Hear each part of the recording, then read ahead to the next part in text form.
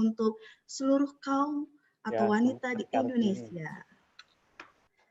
Dan kita langsung aja kita berikan kepada moderator kita, yaitu adalah Bapak Asep Firman.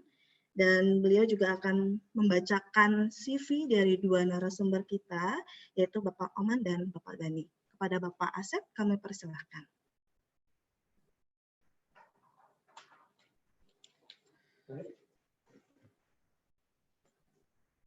Baik, terima kasih Mbak Ria untuk kesempatannya.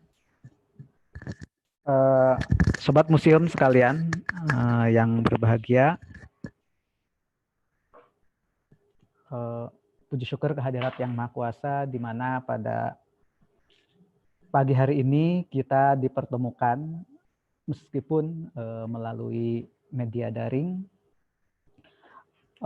Tentunya para sobat museum semua dari seluruh Indonesia, ada yang bekerja di rumah ataupun sedang belajar di rumah, dan jangan lupa bahagia di rumah. Meskipun masih dalam suasana wabah ini, kita tetap produktif, dan Museum Nasional menyajikan ataupun memfasilitasi sobat museum semua untuk bisa belajar bersama, khususnya terkait dengan sejarah yang berkaitan dengan peristiwa di masa kini. Tentunya museum sebagai lembaga yang memiliki tanggung jawab terkait dengan menjaga budaya yang menjadi tinggalan dari pendahulu kita, punya tanggung jawab sosial atau yang disebut dengan social responsibility of museum. Museum harus punya tanggung sosial, merespon setiap peristiwa yang terjadi untuk bisa melakukan edukasi terhadap masyarakat luas. Nah, saat ini sebagaimana yang kita ketahui bahwa wabah yang melanda kita di seluruh dunia ini sudah memakan korban yang cukup banyak. Menurut data yang dirilis oleh Kementerian Kesehatan per hari ini, per hari kemarin ya, untuk seluruh dunia saja sudah ada 2.400.000 lebih kasus positif COVID-19, yang meninggal sudah lebih dari 165.000. Kemudian alhamdulillah juga ada yang sembuh sekitar 628. Dan dalam konteks dalam negeri sendiri, sesuai dengan data dari Kementerian Kesehatan, kasus positif per hari ini sudah mencapai 6.760, dengan yang meninggal dunia 590, kemudian yang sudah sembuh 747. Nah, tentunya kita berdoa mudah-mudahan wabah ini segera berlalu dan kita bisa kembali beraktivitas seperti biasa. Sobat museum yang berbahagia, hari ini kita akan belajar bersama dengan dua narasumber yang tadi sudah disapa oleh MC. Yang pertama adalah Bapak Profesor Dr. Oman Fathur-Rahman, MHum. Beliau adalah guru besar filologi dari Universitas Islam Negeri Jakarta, dan beliau juga staf ahli Menteri Kementerian Agama, staf ahli Menteri Agama. Kemudian tentunya sobat museum semua sudah kenal dengan sosok ini. Nanti beliau akan menyampaikan materi terkait dengan wabah penyakit pada masa lalu berdasarkan kajian filologi dan pelajaran apa yang bisa didapat dari masa lalu tersebut. Saya sapa dulu Pak Prof. Maman. Assalamualaikum Pak Prof. Maman atau Oman? Oman. Maaf. Waalaikumsalam warahmatullahi Kang Asep ya. Grogi ya maaf, ketemu saya. Grogi, iya. Belum ketemu langsung, ini udah grogi nih Prof. Oman. Terima kasih Prof. Baik, selanjutnya narasumber yang kedua ini Dr. Gani Ahmad Jailani. Ini karena ini orang Sunda, saya panggil aja Kang Gani ya. Assalamualaikum. Saya juga orang Sunda. Ah, Ya, sama Kang ya, Oman aja, Kang Oman. Kang Oman ya, biar lebih akrab Kang Oman.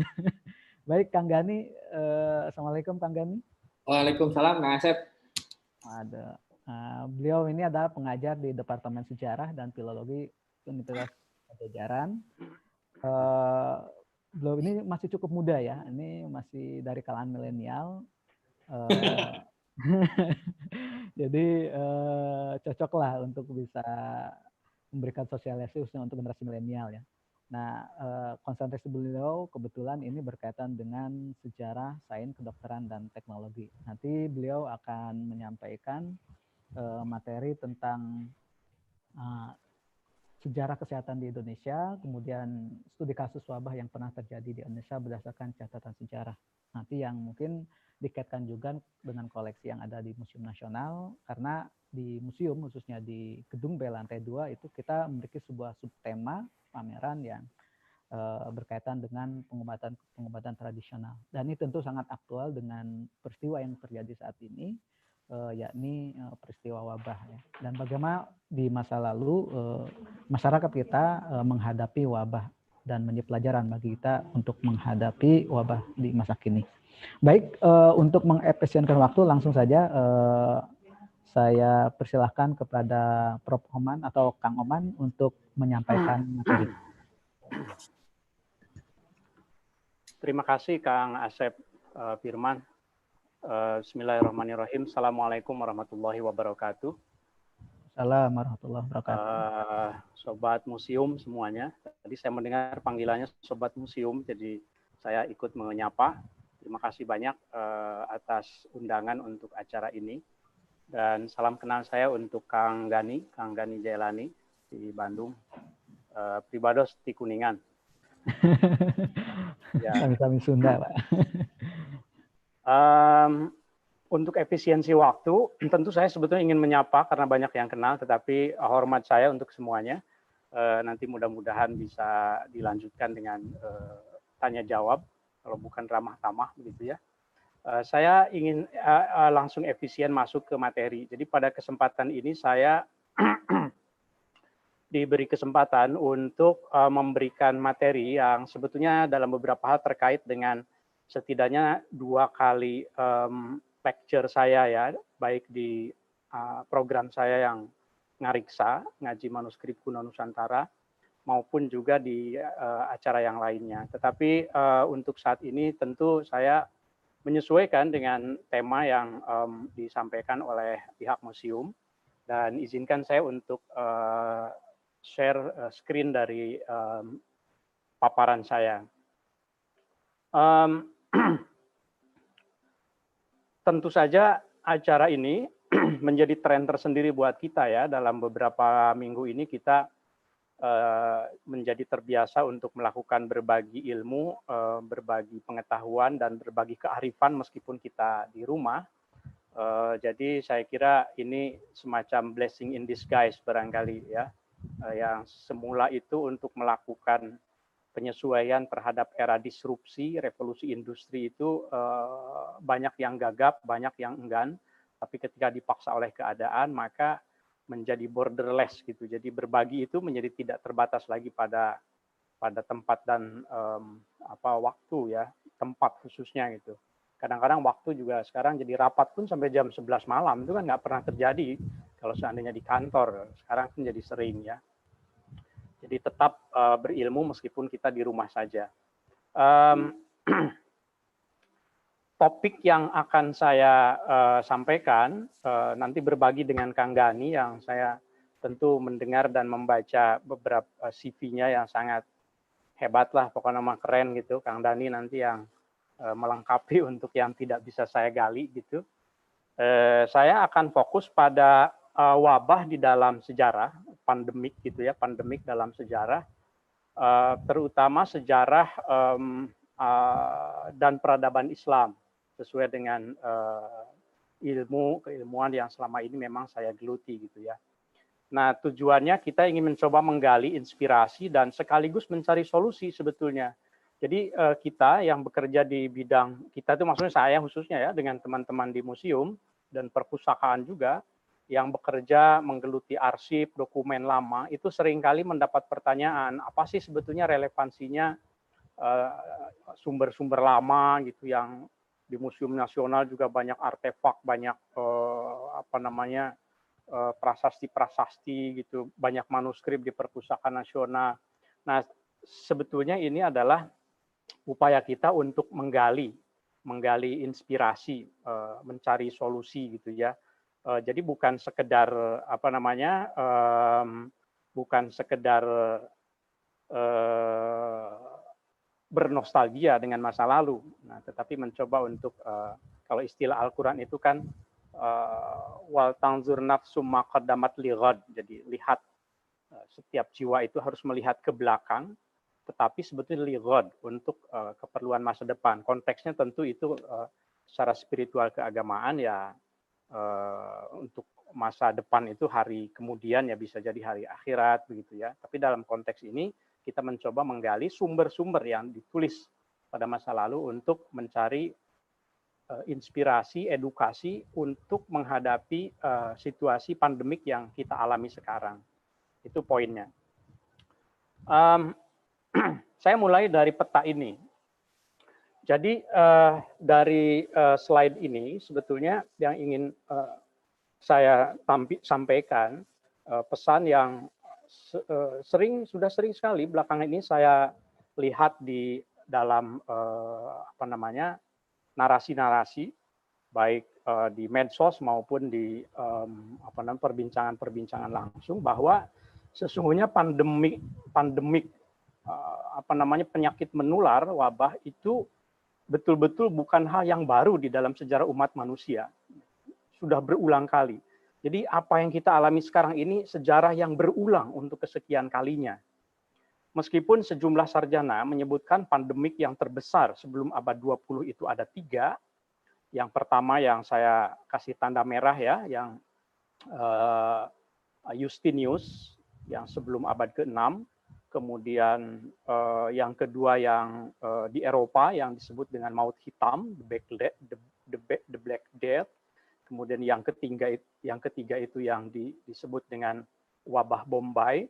Tapi sesungguhnya itu yang tercatat, yang disebut terutama oleh Michael Dole sebagai 3 pandemik besar. Tapi sesungguhnya yang lain-lainnya, baik epidemik itu mungkin wilayah tertentu maupun pandemik, termasuk apalagi kalau di abad ke-20 ya, yang menimpa kita juga di Asia Tenggara, itu sudah sangat sering terjadi. Di sini saya menyebut ada yang disebut dengan Sirawai, wabah Sirawai di masa Rasul, kira-kira tahun 627 sampai 628 Masehi. Kemudian yang di masa Sayyidina Umar yang kita kenal, yang wabah Amwas di Syria, Damaskus, itu pada akhir abad ke-7, 688. Dan kemudian berturut-turut ada Al-Jarif di Basrah, Al-Fatayat, kemudian Al-Ashraf, dan lain-lain gitu ya. Di masa kekhalifahan Umayyah sampai Abbasiyah kan terjadi juga. Di masa Abbasiyah agak menurun. Nah, tapi di masa Amawiyah itu masih banyak sekali tercatat. Nah, termasuk yang di Indonesia, yang tanda abu ungu ya, warna ungu itu yang mungkin untuk pandemik itu setidaknya dari keawaman saya yang tidak tahu ya, sebelum awal abad ke-20 Asia Tenggara khususnya Indonesia itu belum mengalami pandemik yang sangat besar gitu. Maksudnya di abad ke-18, 19 itu belum tidak, catatannya itu setidaknya saya kan bidangnya manuskrip ya. Saya mencari manuskrip abad ke-17, 18, 19 yang misalnya merekam tentang pandemik abad ke-14 yang berimbas misalnya pada Asia Tenggara termasuk Nusantara. Nah, itu saya belum mendapatkan. Mungkin nanti Kang Gani ya bisa melengkapi ya. Nah, tapi yang ingin saya garis bawahi di sini adalah bahwa karena ini adalah sejarah yang berulang, maka seharusnya sebetulnya ada pelajaran yang bisa kita ambil, yang bisa kita dapat. Karena kalau kita baca literaturnya itu baik karakternya maupun transmisi penyebarannya dan dan treatmentnya, cara untuk menanganinya itu juga sebetulnya sudah ada.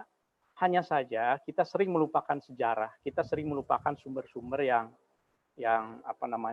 tertulis manuskrip-manuskrip kuno gitu ya. Padahal coba aja lihat, itu ada yang terjadinya itu setahun, ada yang 3 tahun, satu sumber mengatakan ada yang 15 tahun terjadinya pandemik itu ya. Jadi sangat panjang sekali. Nah, tentu yang ingin saya lihat konteksnya dalam hal ini adalah sisi positifnya. Jadi bukan berarti bersyukur adanya pandemik ini, tentu bukan. Tetapi kita selalu nanti ada bagian tertentu itu saya kutip bagaimana Ibnu Hajar al-Asqalani dalam kitab Badrul Ma'un fi Fadli Ta'un, itu salah satu tips spiritualnya itu adalah kita harus selalu husnuzon pada apa yang kita alami gitu. Pandemik ini berulang gitu ya. Nah, tapi dalam konteks sejarah Islam sejak abad ke-6 itu kalau melihatnya dari sisi yang lain itu semacam ada hikmahnya, blessing in disguise gitu. Yang pertama misalnya ya, pandemik berulang-ulang itu membangkitkan gairah keilmuan dan riset para sarjana, para individu-individu pada masa itu di bidang medis khususnya. Jadi ada yang sifatnya itu semacam penyakit pes begitu ya, disebut penyakit pes yang kita kenal, yang terjadi pada abad ke-6 juga begitu. Nanti ada slide tertentu tentang itu. Nah, kemudian para ahli medis, dan sebetulnya pada masa lalu itu kan tidak ada sekat ilmu ya. Para ahli medis itu ya, itu juga ulama juga gitu.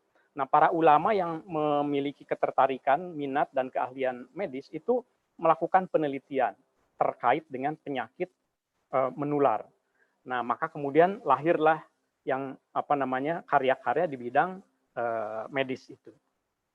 Yang kedua, dari perspektif keagamaan, ini sesungguhnya pandemik yang berulang sejak masa sebelum Nabi dan kemudian terutama dalam konteks sejarah Islam pada masa Nabi, kemudian juga pada masa Sayyidina Umar kan sering kita dengar bagaimana sikap yang diambil, itu melahirkan interpretasi keagamaan yang menekankan keseimbangan iman dan akal, khususnya pandemi abad ke-14 yang di Eropa dan di Timur Tengah itu. Jadi banyak interpretasi keagamaan yang sejak awal juga masa awal kan kita tahu ada paham teologis yang menekankan pada akal seperti Mu'tazilah misalnya, kemudian ada juga yang menekankan pada naql, pada Salafiyah pada saat itu yang Hambaliyah yang sangat tekstual misalnya. Nah, kemudian ketika ada wabah dan para ulama sendiri mengalami bahkan menjadi korban, nanti akan saya jelaskan, itu mereka melakukan interpretasi keagamaan terkait dengan teologi wabah gitu. Nah, sehingga menjadi lebih berimbang gitu ya antara ini blessing in disguise tersendiri karena sebelum kita menemukan catatan tentang wabah di dalam tradisi Cina misalnya, itu tradisi Islam itu sudah melahirkan karya-karya yang luar biasa tentang wabah para ulama itu. Mengapa? Karena itu tadi sejak zaman Nabi itu didukung dengan hadis-hadis gitu. Nabi sendiri mengatakan menunjukkan awareness dari mulai Nabi, para sahabat, tabiin tentang wabah. Nah, yang ketiga, pada akhirnya karya-karya yang tentang medis dan tentang keagamaan itu, blessing in disguise-nya atau hikmahnya adalah karya-karya itu menjadi inspirasi buat kita sekarang. Meskipun ya tentu saja kita ini orang museum, orang sejarah itu mungkin masih kayak pinggiran gitu ya, belum dianggap banget gitu ya untuk memberikan solusi. Padahal sesungguhnya knowledge, pengetahuan, hikmah, kebijakan itu banyak sekali. Local wisdom. Nah, ini jadi tantangan tersendiri mudah-mudahan buat museum juga ya, museum nasional kita, bagaimana merevitalisasi dan mengkontekstualisasi artefaknya supaya bisa ada relevansinya dengan kebutuhan kini dan kebutuhan yang akan datang. Nah, 3 hal ini yang coba saya tunjukkan dengan slide yang berikutnya tentang karya-karya. Ini contoh saja, tentu saja, karena sangat terbatas kan ruang dari slide ini. Tapi ini adalah karya-karya tentang ta'un dan wabah istilahnya ya di dalam sejarah dan tradisi Islam. Mungkin ini terlalu kecil. Kalau saya coba zoom sedikit, yang di sebelah kanan, ma rawahul wa'un fi akhbari ta'un, misalnya As-Suyuti. Ini sebetulnya mukhtasar atau ringkasan dari yang sebelah kirinya. Badrul Ma'un fi Fadli Ta'un, karangan Ibnu Hajar Al-Asqalani, abad 14. Kemudian ini Zakaria Al-Ansori juga menulis ringkasannya, Tuhfatur Raghibin fi Bayani Amrit Tawa'in, gitu, menjelaskan tentang ta'un. Kemudian yang ininya juga, ini yang sifatnya medis, Kitab As-Sofwah At-Tibbiyah, gitu ya, tentang terkait dengan kedokterannya, gitu. Kemudian yang ini sama juga. Nah, ini ada yang sebelah kiri ini, sampai sekarang beberapa sarjana menyebut bahwa ada satu karangan yang sangat penting sekali tetapi hilang manuskripnya. Ini karangan Ibnu Al-Wardi, termasuk yang awal sebetulnya. Saya membaca tulisan beberapa orang belakangan bahwa karya ini sudah tidak ditemukan lagi. Nah, saya beruntung menemukan karya filoloh, seorang filoloh di Palestina yang sudah menyunting naskah ini. Jadi ini sebetulnya nazom ya, sifatnya itu bentuknya bukan nasar, bukan prosa, tapi puisi. Risalah An-Naba Anil Waba, karangan Al-Wardi, Zainuddin Al-Wardi. Nah, ini indah sekali dalam bahar basit ditulisnya. Nanti buat yang minat sastra Arab, itu menarik sekali. Memang sudah ditahkik, tapi mungkin bisa dikontekstualisasi dalam konteks wabah sekarang ini. Nah, saya beruntung bahwa dalam materi ini saya banyak mendapatkan bacaan dari bukunya Michael Dawes tahun 1977, The Black Death in the Middle East, ya. Itu salah satu yang acuan saya. Nah, ini maksudnya saya tunjukkan adalah contoh-contoh bagaimana sebetulnya wabah yang berulang di Timur Tengah dan di Eropa khususnya, dan khususnya dalam konteks ini di Timur Tengah, sebelum abad ke-14 juga, itu betul-betul sudah dikenal dan sudah melahirkan inspirasi untuk menulis karya. Nah, ini buku yang tadi saya sebut. Jadi dia menjelaskan di sini bahwa para sarjana Muslim itu selalu di awal itu menjelaskan berdasarkan hadis-hadis dulu ya. Bisa dibaca di sini secara sekilas bahwa karena hadisnya ada, misalnya salah satunya kan hadis Nabi mengatakan kalau ada wabah di satu daerah, kamu jangan masuk ke situ, tapi juga kamu jangan lari dari situ karena akan menularkan. Nah, kemudian itu dielaborasi. Itu kejadiannya kan di dalam pandemi wabah yang amwas yang Sayyidina Umar ya. Di situ tradisi Islam dari Quran, tradisi dari Bible, dari Injil, itu kemudian dilihat secara bersama-sama. Jadi ketemu, titik temunya dalam hal ini wabah kemanusiaan, sama seperti sekarang sebetulnya agamanya apa, etnisnya apa, bahasanya apa, itu sekarang itu bersama-sama bagaimana menangani wabah yang ada itu. Masih kaitan dengan karya, ini adalah salah satu karya pertama yang ditulis oleh Abu Hajalah, karya pertama tentang wabah, ditulis pada saat wabah melanda Kairo tahun 1362, pertengahan paruh kedua abad ke-14. Artinya itu ketika maut hitam sudah terjadi ya di Eropa dan di Timur Tengah. Bisa kita lihat di sini bahwa karya ini yang putih ya, yang Daf on Nikmah itu judulnya. Sementara yang karya Abi Hajalah yang lainnya itu yang merah, itu berisi bagaimana menghadapi wabah, kemudian mengajarkan, ada beberapa hal juga menghibur gitu. Coba kita lihat. Misalnya yang ini, yang tadi yang merah yang di bawah. Hadza kitab Jiwar al-Akhyar fi Daril Qarar. Karangan Syahir Bibni Abi Hajalah. Sebagian karya ini kalau kita lihat muqaddimahnya di sini, wa ba'du falamma mata waladi. Ketika anakku meninggal, wafat, namanya Muhammad Al-Walad, Asyahid bit-ta'un. Anaknya sendiri wafat dan disebut oleh dia memang mati syahid. Karena berbagai literatur hadis Nabi mengatakan demikian.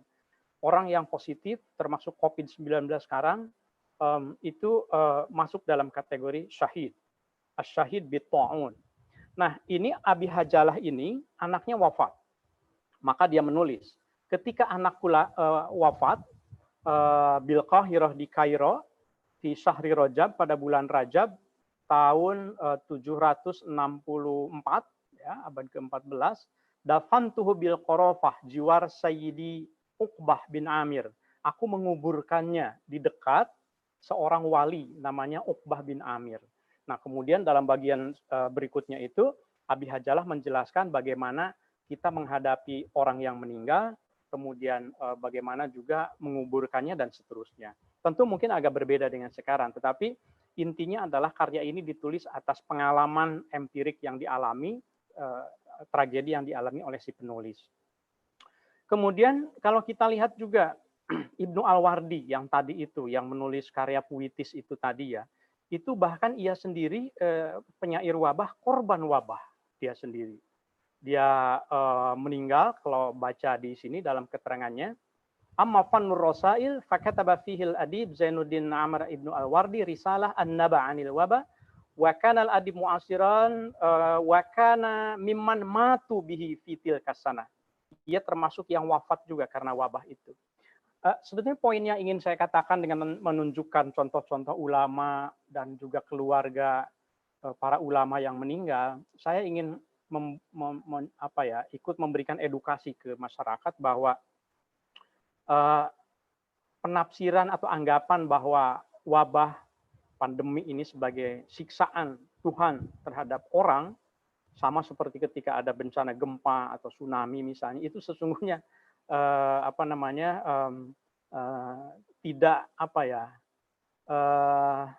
tidak produktif gitu. Saya tidak ingin mengatakan tidak berdasar karena memang ada interpretasi itu, tapi kita kan bisa membuat tafsiran yang lebih produktif.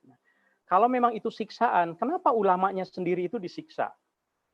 Wafat. Kenapa anaknya sendiri wafat? Kan begitu ya logikanya gitu.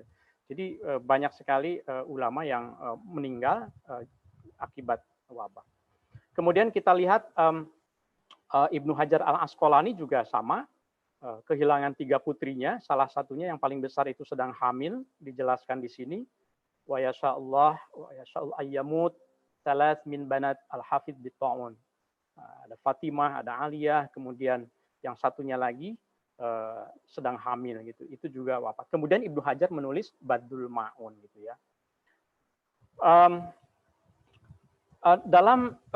Dalam Badrul Ma'un ini Al-Asqalani menjelaskan tentang definisi bedanya antara ta'un dan wabah. Ini sebagai pengetahuan buat kita barangkali ya. Singkatnya kira-kira kalau wabah itu umum, jadi pandemi umum. Sementara kalau wabah itu kalau wabah itu umum, jadi wabah secara umum. Kalau ta'un itu satu penyakit yang menjadi jenis penyakitnya yang tertentu, lebih khusus begitu. Misalnya kan ada bubonik begitu ya, ada sampar, ada pes, ada sekarang COVID-19, itu pandemi, tapi nama yang spesifiknya itu disebut ta'un, kemudian wabah itu adalah wabah secara umum. Nah, ini misalnya disebutkan oleh Michael Dawes di dalam bukunya, ada kita bisa paham bahwa COVID-19 ini relatif baru kalau melihat dari 3 kategori yang sudah dicatat dalam sejarah ya. Termasuk yang flu influenza juga. Kalau flu influenza kan juga mungkin sudah dicatat juga, tetapi yang COVID barangkali agak berbeda sehingga belum ada vaksinnya. Tapi di dalam sejarah ada 3 kategori. Yang pertama yang disebut dengan bubonik, biasanya kulit bengkak, kemudian ada jadi benjolan sebesar telur begitu, ada di leher, kemudian di ketiak gitu, di paha gitu ya. Itu yang terjadi pada abad ke-6 juga begitu, termasuk saya tadi baca di YouTube, nonton ini juga paparan dari Museum Nasional, video tentang sampar di Indonesia ya. Kemudian bakteri dan kutu yang dibawa oleh tikus, itu seperti itu modelnya. Kemudian yang kedua itu pneumonik, itu yang lebih ke radang paru-paru, biasanya gejalanya panas, sesak, bakteri gitu. Mungkin ini yang mirip barangkali dengan COVID-19. Saya bukan ahli medis, jadi saya tidak ingin terlalu detail. Kemudian yang ketiga itu infeksi darah modelnya. Selalu dari bakteri pes, kemudian dari kutu, kutunya nempel ke binatang, binatangnya kemudian ikut di beras yang dibawa oleh para pedagang, turun di pelabuhan dari suatu wilayah ke wilayah yang lain. Jadi ada satu teori di slide belakang sebetulnya saya sampaikan kalau tidak keburu, bahwa transmisi wabah itu sering itu mengikuti jalur perdagangan dan jalur lalu lintas komersial, lalu lintas perdagangan. Kalau dulu melalui laut ya ikut melalui barang-barang yang diangkut di laut gitu ya. Kalau sekarang kan melalui udara itu ikut juga. Oleh karena tidak heran pelabuhan, airport itu menjadi tempat yang sangat rawan sekali. Kang Asep, sampai jam berapa? Saya ingin tanya dulu.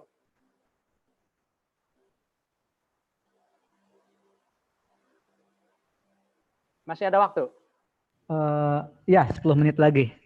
10 menit? 10 menit lagi. Baik. Ya. Sampai menit 45 ya. Ya. Ini salah satu penyebab awal wabah yang disebutkan di dalam sejumlah sumber, yaitu adanya kerusakan alam. Itu kesimpulan dari beberapa analisis wabah yang terjadi gitu ya. Violent ecological changes, akibat banjir, akibat ada gempa bumi, macam-macam gitu ya, yang itu kemudian mengubah alam, kemudian menimbulkan wabah. Nah, saya kira itu para ahli silahkanlah untuk mengelaborasinya. Setidaknya ini yang kita temukan di dalam pengalaman sejarah umat manusia. Kemudian pola persebarannya, kalau yang di abad ke-14 itu khususnya ada 3 teori persebarannya ya. Yang pertama, yang tadi saya sampaikan, kita tahu bahwa epidemik itu umumnya mengikuti jalur perdagangan komersil gitu ya. It is logical therefore to investigate the occurrences of plague along the major roads from Asia to the Middle East. Jadi 3 teori ini mengikuti teori jalur perdagangan. Yang pertama dari jalur darat di Mongolia, di Cina Utara, melalui Turkistan, kemudian ke wilayah Laut Hitam ya, Laut Hitam. Kemudian teori kedua dari jalur darat dan laut India dan Cina melalui Samudra India dan Teluk Persia, kemudian ke wilayah yang disebut sebagai bulan sabit itu, yang mencakupi Irak, Suriah, Lebanon, Israel, tersebar di situ. Kemudian teori yang ketiga itu dari jalur laut, dari timur jauh, lewat Samudra India dan Laut Merah, kemudian ke Mesir. Nah, ini beberapa teori.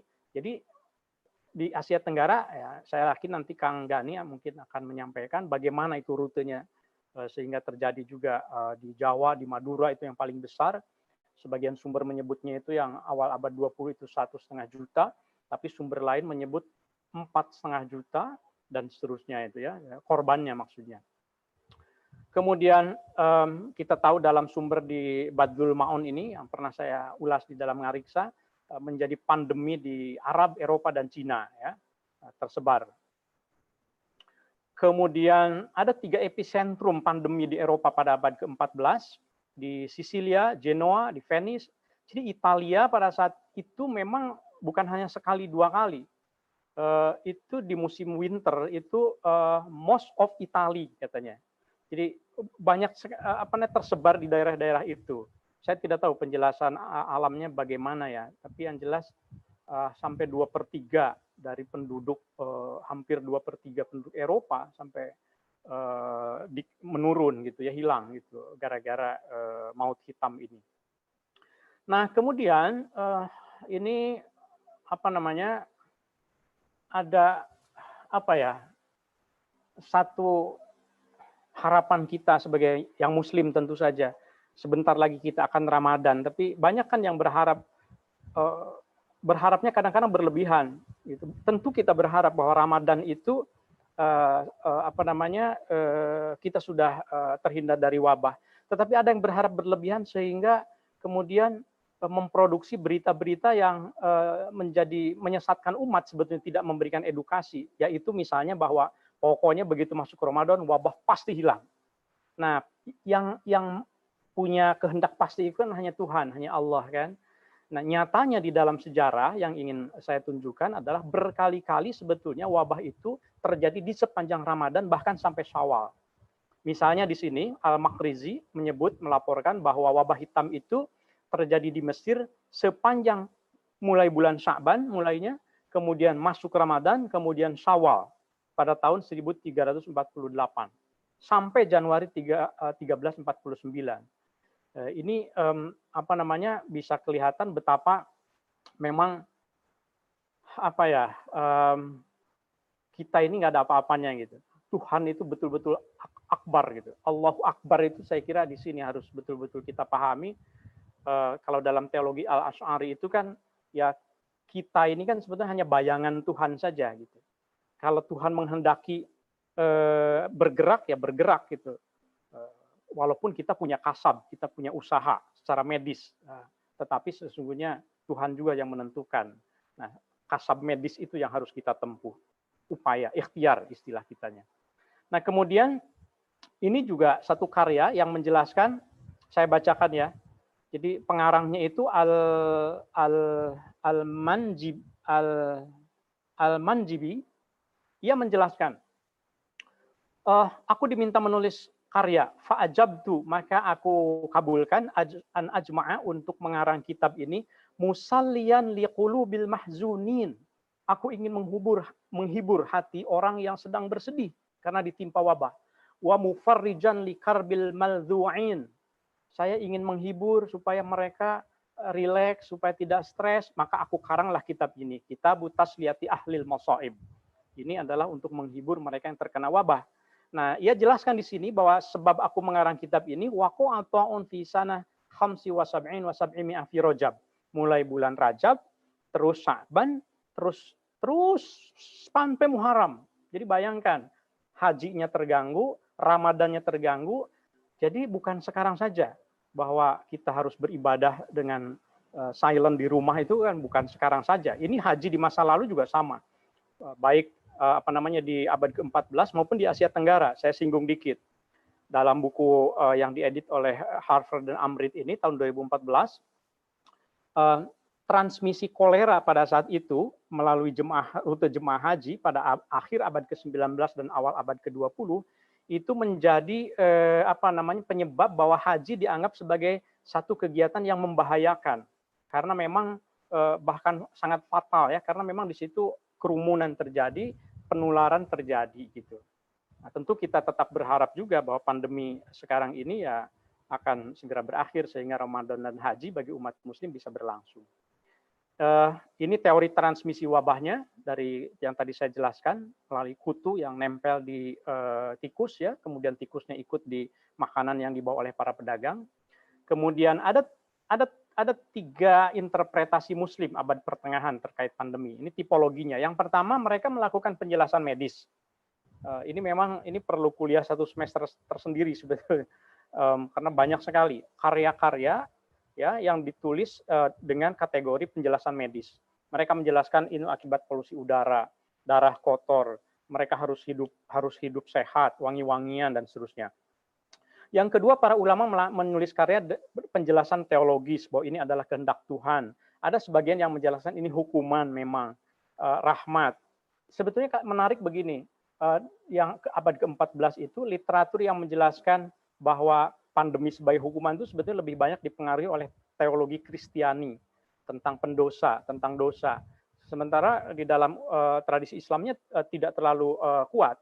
Nah, sehingga abad ke-14 itu ada yang minoritas umat Yahudi itu dianggap sebagai penyebab adanya wabah, kemudian mereka dipersekusi pada abad ke-14 itu oleh mayoritas waktu itu Nasrani.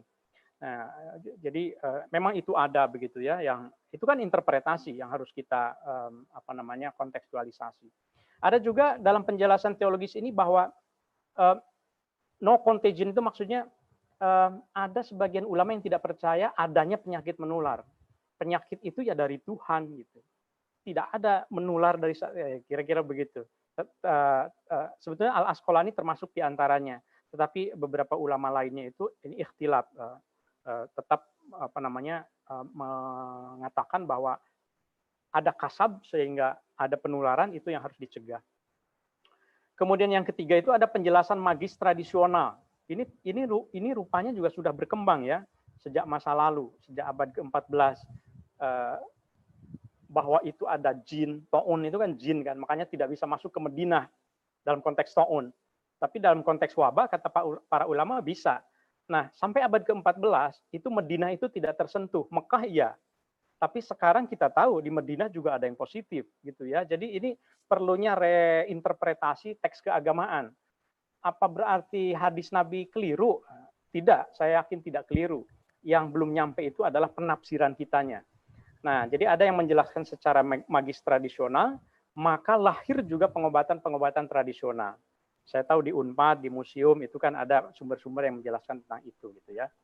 Maaf, ini kita ada waktu 2 menit lagi. Mungkin bisa Ya. diefisienkan. Terima kasih. Saya kalau begitu saya tunjukkan saja ya karena memang panjang ya. Jadi saya tunjukkan saja slide-nya tanpa saya ini nanti silakan di-share. Ini 6 tips ketahanan tubuh. Silakan kalau ingin ketahanan tubuh tahan dari wabah bisa dibaca. Kemudian ini yang sifatnya jimat dan doa untuk mencegah wabah, diinspirasi dari kitab Al-Buni, Samsul Ma'arif. Kemudian ini tipologi tafsir keagamaannya, bahwa muslim tidak boleh masuk dan tidak boleh lari dari wilayah wabah, bahwa wabah adalah hikmah dan seterusnya. Kemudian ini saya lewat, silakan, ini tentang bagaimana doa berjamaah saat wabah itu juga menyebabkan walal mautu illa kasroh, malah kematiannya itu nambah gitu ya. Kemudian Ibnu Khatimah memberikan tips psikologis bagaimana menghadapi wabah. Intinya Anda harus ceria, Anda harus tentram, Anda harus rileks, Anda harus menjaga asa. Di sini dicontohkan Anda stop talking about anything that would evoke sadness. Jangan bicara yang sedih-sedih. Anda nonton film yang menyenangkan, Anda baca buku, Anda humor, kira-kira begitu ya. Kemudian ini dari Al-Asqalani, doa agar sehat, agar sabar, dan agar berbaik sangka. Di rumah aja, termasuk dari abad ke-14 juga, ulama sudah mengatakan demikian. Dan yang Nusantara saya tidak akan masuk, nanti Kang Gani, saya yakin akan membahas tentang sumber-sumber yang terkait dengan Nusantara. Sebagai kata penutup, saya kira kita sebagai umat yang beragama, kita percaya bahwa Tuhan ini Maha Mencipta segalanya, tidak terkecuali taun, wabah, dan juga virus corona. Sebagai bangsa berketuhanan yang Maha Esa, mari kita bersama berdoa agar bangsa ini selamat dari bencana. Kita yakin bahwa baginya tidak ada yang tidak mungkin. Tuhan selalu punya cara untuk menunjukkan kuasanya. Ini mah iklan dari saya, Ngariksa. Terima kasih. Assalamualaikum warahmatullahi wabarakatuh. Waalaikumsalam warahmatullahi wabarakatuh.